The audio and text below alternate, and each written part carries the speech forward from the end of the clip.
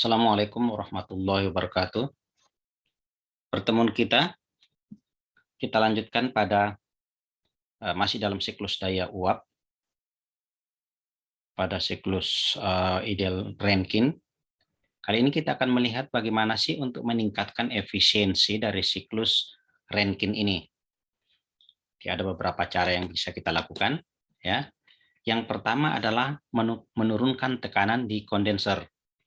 Jadi pada gambar ini kan tekanannya di sini. Kalau kita turunkan itu seperti ini, artinya tekanannya lebih rendah daripada tekanan yang di ideal tadi itu. Cuman kerugiannya adalah jika ini kita turunkan tekanannya, grafiknya dari atas sini, jadi keluar dari turbin ini, ya, sampai ke bawah sini, itu artinya jarak dari sini kan makin jauh. Dengan demikian kualitas uapnya makin berkurang. Sedangkan di dalam turbin uap ini atau di aplikasi ketika misalnya di PLTU disarankan supaya kualitas uap yang keluar dari turbin itu tidak lebih kecil dari 90%. Karena kalau kecil dari itu cepat merusak sudut-sudut turbin, membuat sudut-sudut turbin karatan. Jadi itu kerugiannya tentunya. Tetapi dengan penurunan tekanan di kondenser ini kita mendapatkan tambahan kerja bersih seluas daerah arsiran ini, ya. Jadi ini. Dan ada pula batasan bahwa, ya, ada pula batasan bahwa tekanan yang keluar dari kondensor sini tidak boleh lebih rendah daripada tekanan jenuh dari air pendingin yang keluar dari kondensor. Maksudnya begini, pada sistem pendingin, ya, pada sistem pendingin di kondensor kan ada air pendingin yang masuk, kemudian air pendingin keluar. Nah, air pendingin yang keluar katakanlah 40 derajat Celcius, kita lihat di tabel, kalau 40 derajat Celcius itu berapa tekanan jenuhnya? Ternyata kalau kita lihat di tabel sekitar 7, sekian kilo Pascal. Berarti tekanan terendah di sini yang secara teoritis yang memungkinkan itu adalah tidak boleh lebih kecil dari 7 kilo Pascal. Nah, ini dia. Kemudian ini, karena tadi tekanannya kita turunkan, maka kualitas uapnya turun, artinya makin banyak uap air yang ada di dalamnya, sehingga ini berbahaya bagi sudut-sudut turbin, berbahaya terhadap terjadinya korosi. Kemudian, menaikkan tekanan boiler. Tekanan di boiler dinaikkan. Jadi ini yang normalnya seperti ini, ya, kita naikkan tekanannya. Ya. Kalau misalnya ya, tekanannya kita naikkan, tetapi kita batasi temperaturnya seperti batasan temperatur maksimum di sini, apa yang terjadi? Yaitu bahwa sama dengan yang tadi, kita akan mengalami penurunan kualitas uap. Jadi kalau tadi posisi kualitasnya uapnya di sini, artinya dekat dengan garis kuba ini, ya, garis saturated vapor di sini, maka dia akan menjauh. Menjauh itu artinya makin banyak uap air yang ada di dalamnya, ya, sehingga sekali lagi ini akan berbahaya bagi sistem korosi pada proses terjadinya korosi pada sudut turbin. Nah, kemudian juga di sini ada terjadi penurunan kerja bersih yang ini, tetapi pada saat yang bersamaan ada kenaikan kerja bersih. Total kenaikan kerja dengan yang berkurang itu masih ada selisih positif, artinya ada penambahan, ya, tapi tidak signifikan. Kemudian selanjutnya dilakukan proses pemanasan lanjut atau superheat. Artinya kalau tadi dibatasi sampai di sini, temperaturnya kita biarkan terus panas. Jadi ketika proses di dalam boiler ini kita panasi, mula-mula dari sini yang kondisinya kompresi liquid, air dipanaskan, temperatur, dan ini temperaturnya terus naik. Kemudian ketika sudah mulai mendidih, ya, temperaturnya tidak berubah, tapi cuma merubah fase dari cair menjadi uap sampai seluruhnya menjadi uap. Kemudian temperatur akan terus naik, ya, seperti di sini. Nah, kondisi superheated, kemudian ini diteruskan, ya.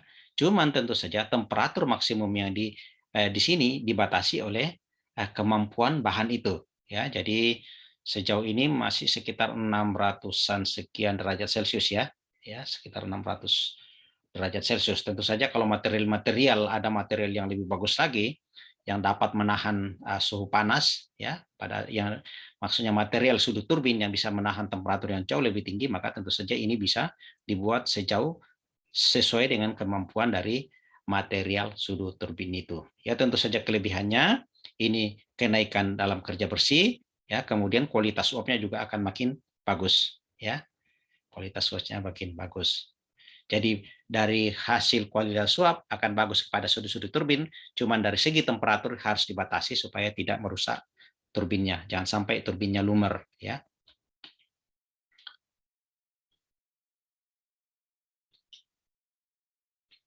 Nah, sekarang kita lihat siklus Rankine aktual. Yang dimaksud aktual di sini kan tadi yang sebelumnya itu proses 1-2, proses pemompaan ini itu terjadi secara isentropis. Artinya 1 ke 2 itu entropinya konstan. Kemudian 3 ke 4 yang di dalam turbin itu, ya, yang ada di dalam turbin itu terjadi secara isentropis. Ini yang idealnya. Aktualnya kan di sini. Berarti di sini pompa ada efisiensinya, kemudian turbin juga ada efisiensinya. Kalau yang ideal pompa itu kerja yang dibutuhkannya lebih sedikit, ya. Jadi kalau jarak dari sini itu adalah kerja pompa ideal ini. Aktualnya dia lebih besar, jadi lebih besar kerja yang dibutuhkan, ya. Kemudian pada turbin, ya, ini pada turbin ini yang aktualnya kerja yang dihasilkan itu lebih besar, ini selisih ini, ya. Entropinya di sini lebih, entalpinya yang ini lebih besar daripada yang ini. Jadi kalau yang kalau yang aktualnya itu lebih kecil daripada yang idealnya, ya, yang idealnya ini. Jadi kerja yang ideal yang dihasilkan oleh turbin itu lebih kecil daripada yang aktualnya. Yang aktualnya lebih kecil maksud saya, ya. Nah, jadi dia akan ke sebelah kanan di sini kalau yang ini yang aktual. Jadi tidak isentropik, ya. Makanya kita disebut di sini kerja siklus Rankine aktual. Terus bagaimana ininya? Ya kan kita tulis saja, lihat saja begini bahwa karena, ya, efisiensi itu selalu yang lebih besar, ya. Kalau pada pompa yang lebih besar itu adalah yang aktualnya, maka pembaginya adalah yang aktual. Jadi W pompa aktual dibagi W pompa yang ideal. Ideal itu yang isentropik. Nah, kalau kita masukkan entalpinya, maka kita tulis H2 min H1 dibagi H2 aktual min H1 H1. Ini yang pompa. Jadi efisiensi isentropik pompa. Kalau turbin itu kebalikan, ya. Kalau turbin kerja aktual itu lebih kecil daripada kerja yang ideal, yang isentropik.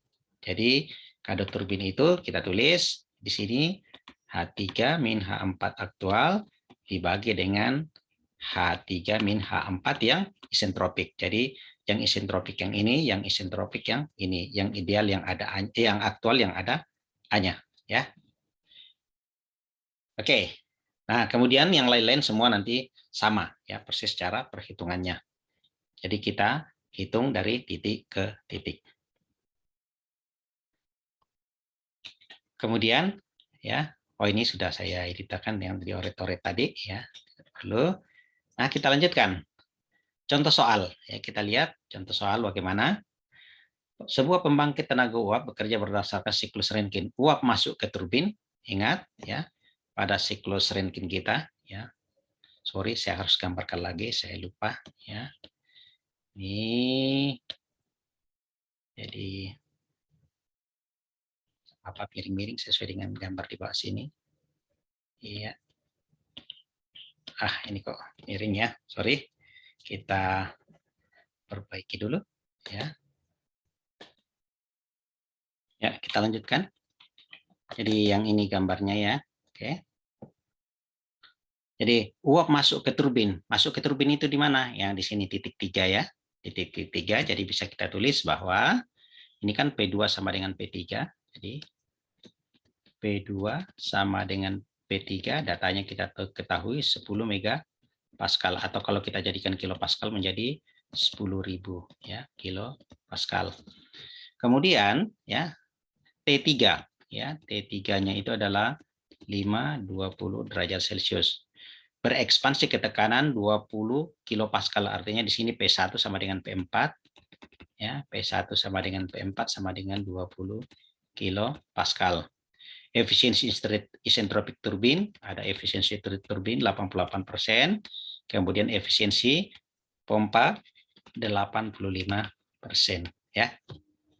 Oke. Kemudian udah kita lanjutkan. Pertanyaannya hitung efisiensi thermal siklus ya. Jadi kalau efisiensi thermal siklus itu kan sama dengan W net dibagi dengan Q in ya. W net-nya tentu saja adalah W turbin min W pompa atau Q in min Q out, terserah yang mana kita gunakan. Jadi boleh Q in per Q out. Sorry, ini W net ini. W net sama dengan W turbin min W pompa ya. W net itu W turbin min W pompa, atau bisa pakai W net itu sama dengan Q in min Q out. Boleh pula Q in min Q out ya. Kemudian daya turbin aktual dalam kilowatt ya. Daya turbin aktual ya dalam kilowatt tentu saja W turbinnya nanti kita harus hitung ya. W turbin. Kemudian ini ada lajunya, ada laju alirannya M dot. M dot-nya adalah 16 kg per detik. Jadi W dot turbin, kalau W turbin di sini saja kan H3 min H4 aktual. Itu W turbin aktual ya. Maka W dot turbin aktual tentu saja yang dimaksud adalah M dot dikali dengan W turbin aktual ya. Nanti M dot-nya kita tinggal masukkan. Nah, kita mulai analisis satu persatu. Ini tadi data yang diketahui ya. Kita mulai dari titik 1 ya. Titik 1 P1 20 kilopascal. Selalu titik paling kiri itu ya, sebelum masuk ke pompa itu kondisinya kita asumsi saturated liquid. Jadi berdasarkan P1 20 kilopascal saturated liquid itu yang kode F ya. Kalau di tabel yang subscriptnya F ya. Jadi nanti kita dapatkan nilai ini adalah H1 adalah HF pada 20 kilopascal, V1 adalah VF pada 20 kilopascal. Nah, kemudian ya titik 2 ya, W pompa, masih ingat rumus W pompa? Jadi W pompa pertama kan kita harus cari W pompa ideal ya. Jadi W pompa isentropik itu sama dengan itu kan V1 dikali P2 min P1. P dalam tekanan. V1-nya ini kita sudah dapatkan, P2-nya di atas 10.000, P1-nya yang 20. Kita masukkan, kita dapatkan seperti ini. Kemudian ya ini dari sini kita dapatkan juga bahwa W pompa itu kan sama dengan H2 min H1. Sehingga dari persamaan ini ya kita bisa dapatkan H2. Jadi pertama W pompa kita dapatkan dari sini ya. Kemudian H2 bisa kita dapatkan dari sini, yaitu H2 sama dengan H1 ditambah W pompa. Di mana W pompa itu sama dengan V1 dikali P2 min P1. Jadi dapatkan W pompa dan entalpi isentropiknya tentu saja ya, yang idealnya di sini entalpi ideal. Nah, untuk entalpi aktualnya ya seperti yang kita tahu tadi bahwa ya efisiensi isentropik pompa sama dengan kita pakai ini ya. Jadi W pompa isentropik dibagi W pompa aktual atau H2 min H1 dibagi H2S dibagi H2 aktual dibagi H1. Ini kita kali silang berarti H2 aktual kurang H1 itu sama dengan H2 min H1. Sehingga kita dapatkan bahwa H2 aktual itu sama dengan dibagi dengan efisiensi pompa sama dengan H1 ditambah H2 min H1 dikali efisiensi pompa ya. Atau kalau kita mau tulis tentu saja ya H2 min H1 itu adalah W pompa. Jadi bisa juga kita dapatkan dari sini nih. Oke ya. Oke, jadi kita dapatkan H2 aktual di sini seperti ini, H2 aktual ya, H2 aktual. Kok mana sih? Yang di atas, sorry. Ini sudah benar. Ini tadi sudah benar, H2 aktual yang di atas ini sudah benar tadi, H2. Nah, kemudian W pompa aktual seperti yang saya jelaskan tadi ya, W pompa aktual bisa dihitung berdasarkan yang ini ya, dari sini. Jadi berdasarkan efisiensi pompa sama dengan W pompa dibagi W pompa aktual. Maka dari sini W pompa aktual sama dengan W pompa yang isentropik dibagi efisiensi pompa. W pompa isentropik adalah yang ini, kemudian efisiensi pompa ada di ini 85% atau 0,85. Kemudian titik 3 ya, titik 3 itu kondisi superheated ya. Kondisi superheated berdasarkan ya, kalau mau dicek juga boleh ya, berdasarkan P3 10.000 kilopascal ya. P3 10.000 kilopascal itu kita dapatkan temperatur jenuhnya berapa, kemudian kita bandingkan dengan temperatur di sini. Maka yakinlah bahwa temperatur ini, atau Anda akan lihat di tabel bahwa nanti temperatur ini akan jauh lebih tinggi daripada temperatur jenuh dari yang 10 megapascal, sehingga kondisinya adalah superheated. Jadi pada P3 sama dengan 10 megapascal, nanti ada dapatkan T1 3-nya ya. T1 3. Nanti di sini akan lihat bahwa ternyata T3 lebih besar daripada T1 3, dan ini adalah superheated vapor ya, atau uap panas lanjut. Nah, karena ini superheated vapor, maka kita langsung lihat ke tabel uap berdasarkan P3 ya, berdasarkan P3 dan T3 pada kondisi superheated, kita dapatkan entalpinya pada titik 3 dan entropinya pada titik 3. Oke. Kemudian selanjutnya titik 4 ya. Ingat pada diagram kita ini, maaf saya gambar lagi, mohon maaf ya. Iya, anggaplah begini tadi gambarnya. Ini yang idealnya begini. Yang aktualnya itu larinya miring-miring ini ya. Kalau ini larinya ke sebelah sini ya. Nah, jadi ini 1, ini 2, ini 2 aktual, ini 3, ini 4, ini 4 aktual. Nah, 3 dan 4 itu adalah isentropik. Ini TS. Nah, titik 4.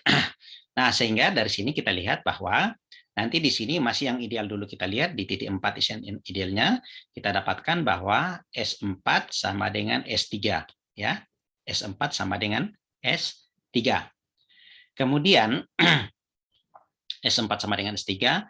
Kemudian berdasarkan P4 ya, berdasarkan P4 yang 20 kilopascal ya, maka dari tabel ya, maka dari tabel nanti kita akan dapatkan nanti bahwa di sini dari tabel nanti itu akan dapatkan begini.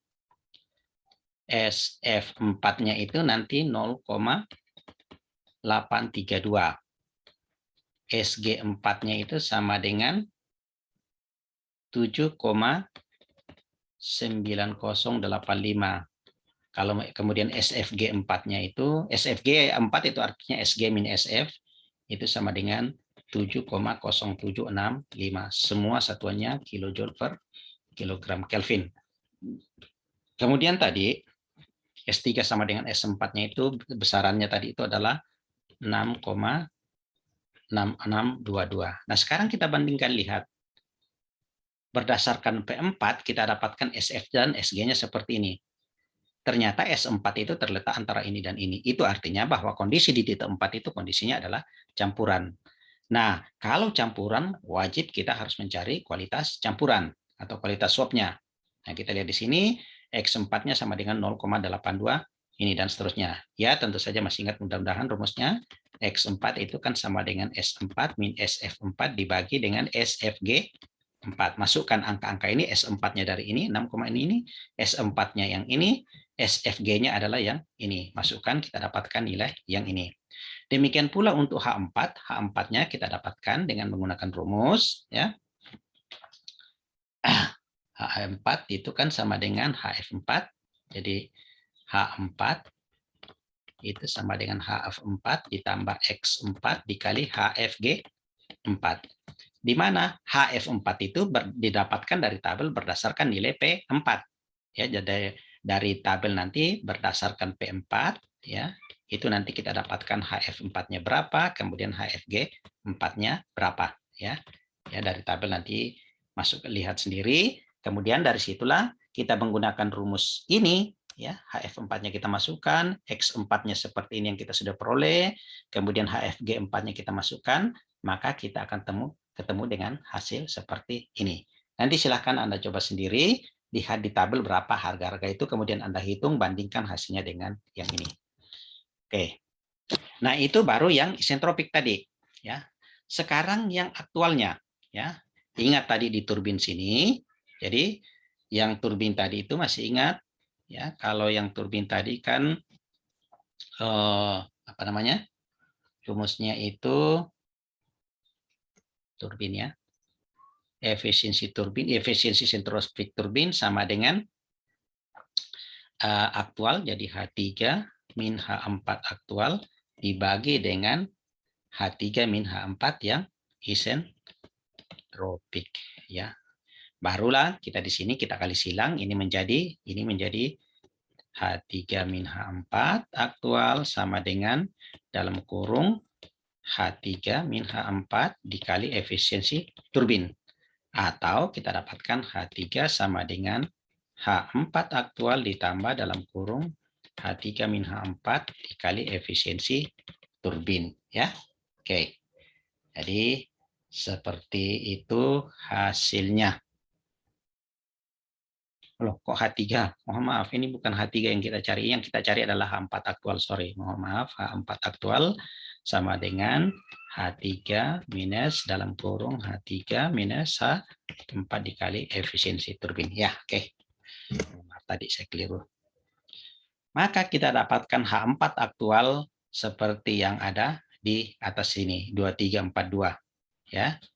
Jadi H4 aktualnya, ya, lebih besar dari H4 idealnya. Jadi kita lihat di sini aja, kita lihat di sini, ya. Ini lebih ke kanan, dia lebih besar. Oke. Kemudian, ya, 2.4 setelah mendapatkan H4 aktualnya, maka dapatlah kita hitung kerja turbin aktual, ya. Kerja turbin aktual itu apa? Jadi W turbin aktual tentu saja adalah H3 min H4 aktual. Ya, kita masukkan angka-angka ini. H3 kita sudah dapatkan tadi, H4 aktual kita dapatkan, masukkan ke sini, dapatlah H turbin aktual atau kerja turbin aktual, ya. Kemudian kerja bersih, ya. Kita bisa hitung kerja bersih W net sama dengan W turbin, ya. W turbin aktual kurang W pompa aktual. W turbin aktual kita sudah dapatkan, W pompa aktual kita sudah dapatkan, masukkan angka-angkanya, kita dapatkan seperti ini. Kalau supply Q in, ya, di boiler di sini tentu saja Q in-nya menjadi H2 aktual kurang H1, ya. Jadi Q in-nya sama dengan oh ini sorry, di boiler ini, di boiler. Jadi Q in-nya itu adalah H3 min H2 aktual, ya. H2 aktualnya kita sudah hitung tadi, masukkan angkanya, kita dapatkan seperti ini.